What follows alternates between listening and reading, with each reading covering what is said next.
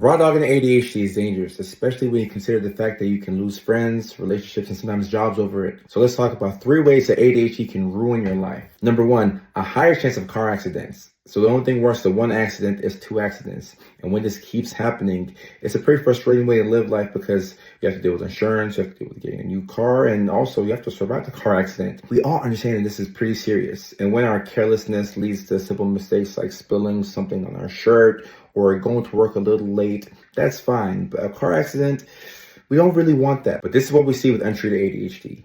And this is particularly a concern for new drivers and teenagers who already have a higher chance of having a car accident. Number 2, you're more likely to be fired from your job. If you have a hard time listening to people and you don't like being told what to do, and you combine that with showing up to work late, and you combine that with repeated bouts of depression where it's hard to do anything, I think it's easy to see how you could lose your job. I do also think that this is one of the reasons why people who have ADHD are much more likely to become entrepreneurs, because it's hard to work for anybody.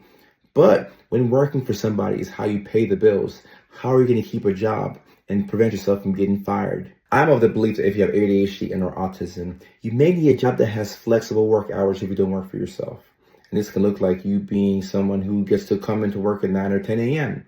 Or maybe you work the 3 to 11 shift. And this is so much better for you because now you can stay up at night, you can doom scroll, you can do your thing without worrying about oversleeping and getting to work late. Number 3, you're more likely to suffer financially. As if the losing your job and the car accidents wasn't enough. You throw in unpaid fees from parking tickets. You throw in late fees for not paying your bills on time. You throw in things that you bought twice because you didn't know that you already had it at the house and you weren't sure, so you bought another one just to be safe, but you go home and you find that you already had that thing at home. You throw in all the things that you bought accidentally that you wanted to return, but when it was time to return it, you lost the receipt and now you're stuck with that item. These are just a few of the unfortunate financial consequences that can happen as a result of having ADHD. And we call this the ADHD tax. And essentially, if you have ADHD, you have to be okay with paying a little bit more than the average person for certain things because things are just going to be more expensive for you. Understand this is key. And what's even more important than that is not beating yourself up over this because ADHD is not going anywhere.